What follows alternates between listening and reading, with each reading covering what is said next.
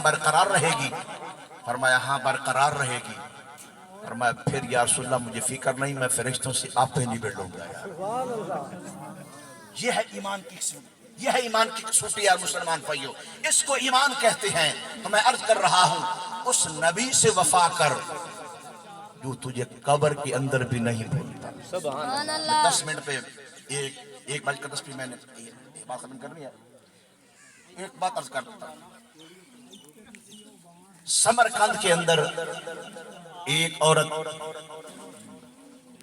کسی اور ملک سے ہجرت کر کے آئی۔ سمرقند میں، یہ انڈیا کے اندر شہر ہے سمرقند، وہاں بڑے اللہ والے ہیں۔ تو اس کی 4 بیٹیاں تھیں، ذات کی سید زادی تھی، میرے مصطفیٰ کی آل تھی، سبحان اللہ۔ مصطفیٰ کی آل تھی، سید زادی تھی۔ 4 بیٹیاں ہیں، بیوہ ہے، خاوند فوت ہو گیا، انتقال کر گیا۔ اس بات سے 2 مسئلے نکلیں گے۔ خدا کے لیے آپ کا خیر خواہ بن کے عرض کر رہا ہوں، یہ نہ سمجھ کہ میں دنیا میں زندگی گزار رہا ہوں، لوگوں کو دھوکے دے رہا ہوں، بال کھا رہا ہوں، کسی کی مزدوری دبا رہا ہوں اور کسی کے ساتھ زیادتی کر رہا ہوں۔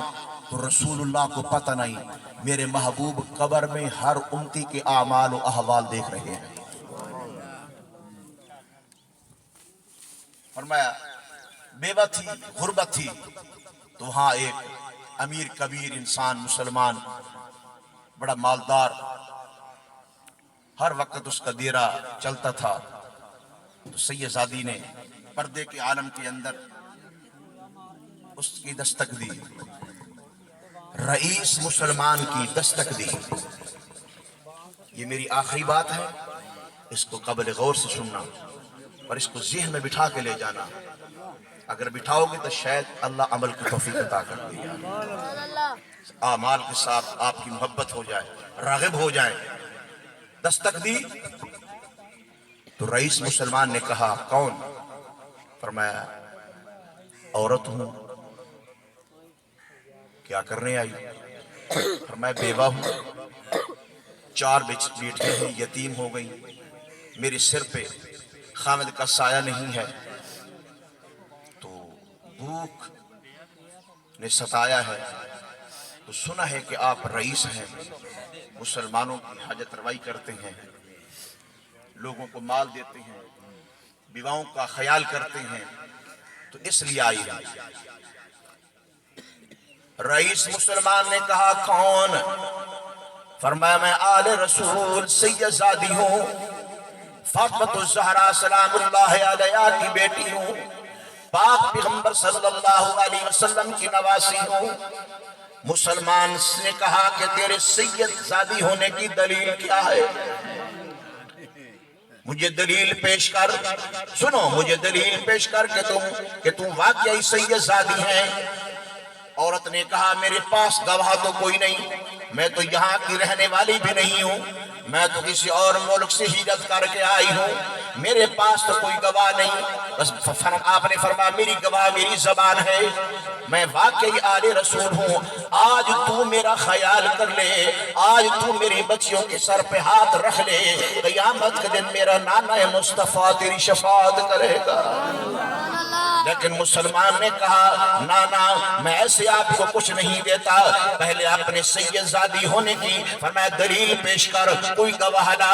فرمایا نہیں میرے پاس تو گواہ نہیں۔ فرمایا پھر جا چلی جا، فرمایا میرے گھر سے، میرے خزانے سے، میرے مال و دولت سے آپ کو کچھ نہیں ملے گا۔ وہ سید زادی پریشان ہو کر آنکھیں نیچی کر کے اپنی 4 بچیوں کو لے کر فرمایا وہاں چل دیے۔ کسی نے کہا کہ ایک فرمایا غیر مسلم ہے، غیر مسلم وہ بھی بڑا سخی ہے، فرمایا وہ بھی غریبوں کے اوپر ہاتھ رکھنے والا ہے، فرمایا وہ بھی بڑا مالدار ہے۔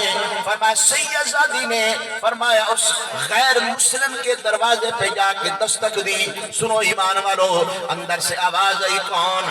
فرمایا ایک عورت ہوں، سید زادی ہوں، فرمایا کہ خامد کا انتقال ہو گیا، 4 بٹیاں مسجد کے اندر بٹھا کے آئی ہوں، فرمایا کچھ مانگنے کے لیے آئی ہوں، بے سہارا ہوں، فرمایا گھر میں کچھ نہیں، کھانے پینے کی اشیاء کچھ نہیں ہے، کچھ فرمایا سوال کرنے کے لیے آئی ہوں۔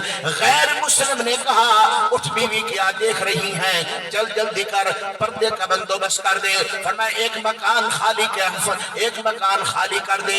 فرمایا سید زادی کو مکان میں بٹھا، فرمایا اس کے ساتھ پہلے جا مسجد میں جا کر اس کی 4 بچیوں کو لے آؤ، فرمایا نہلاؤ دہلاؤ اور فرمایا ان کو لباس مہیا کرو، کھانا مہیا کرو، فرمایا ان کا خیال کرو۔ خدا کی قسم ادھر رات ہو گئی، اس مسلمان رئیس کو خواب آئی، حشر کا میدان قائم ہے، میرے پاک پیغمبر صلی اللہ تعالی علیہ وسلم فرمایا اپنے غلاموں کو محلات تقسیم کر رہے ہیں، جنت کے اندر گھر دے رہے ہیں۔ فرمایا کہ یہ مسلمان بھی فرمایا یوں ہی قطار کے اندر آیا، جب اس کی باری آئی فرمایا یہ اندر داخل ہونے لگا، اس فرمایا جنت کے محل کے اندر، جنت کے بنگلے کے اندر، جنت کے محلہ کے اندر یہ مسلمان داخل ہونے لگا۔ فرمایا روکا گیا تو کون ہے؟ فرمایا میں مسلمان ہوں۔ میرے نبی نے فرمایا بدبخت اپنے مسلمان ہونے کی دلیل پیش کر۔ سبحان اللہ۔ پتہ چل گیا، یہاں سے پتہ چل گیا کہ نبی پاک علیہ السلام ظاہراً تو اپنے روزے کے اندر ہیں لیکن تیرے اعمال سے بخبر ہیں، تیرے اعمال دیکھ رہے ہیں، خدا کے لیے تیری کارکردگی دیکھ رہے ہیں۔ میرے پاک نبی علیہ السلام نے فرمایا اے بدبختہ تیرے پاس کل میری ایک بیٹی آئی تھی، اے بدبختہ کل تیرے پاس میری ایک بیٹی آئی، تو اس سے سید زادی ہونے کی دلیل مانگ رہا ہے کہ اپنے سید زادی ہونے کی دلیل پیش کر۔ اللہ کی قسم بس جاگ اٹھی، خواب تھا، بیدار ہوا، چیخے مار کے اٹھنے لگا، گھر والے سارے بیدار ہو گئے، بیوی نال سوئی ہوئی تھی، اس نے کہا کیا ہوا؟ خدا فرمایا اللہ کی بندی ہم مارے گئے، ہم لوٹے گئے۔ فرمایا ہوا کیا؟ فرمایا خواب کے اندر یہ معاملہ، کل میرے دربار کے اندر ایک سید زادی آئی، میں نے اس کو کچھ دیا نہیں، میں نے اس سے دلیل مانگتا رہا۔ فرمایا اپنے سید زادی ہونے کی دلیل پیش کر۔ آج جنت کے اندر میرے پاک نبی اپنے غلاموں کو محل تقسیم کر رہے ہیں۔ جب میں قریب آیا میرے محبوب نے فرمایا کون؟ میں نے کہا مسلمان، آپ کا غلام۔ فرمایا مسلمان ہونے کی دلیل پیش کر۔ فرمایا ہم مارے گئے، نوکر چاکر دوڑا دیے، جاؤ دوڑ جاؤ، اس لڑکی کا اس عورت کا پتہ لگاؤ کس گھر میں ہے۔ پتے کرتے کرتے فرمایا سارے نوکر چاکر فرمایا سمرقند کے اندر پھیل گئے۔ پتہ چلا کہ ایک غیر مسلم یہودی نصرانی کے گھر میں وہ سید زادی قیام پذیر ہے، وہاں رہ رہی ہے۔ اب یہ سید زاد اور اب یہ مسلمان رئیس مسلمان گیا، کہنے لگا خدا کی قسم جتنی دولت منگنی ہے مانگ لے لیکن اس مہمان کو میرے حوالے کر۔ سبحان اللہ۔ فرمایا کیوں کیا ہوا؟ سنیے، فرمایا کیا ہوا؟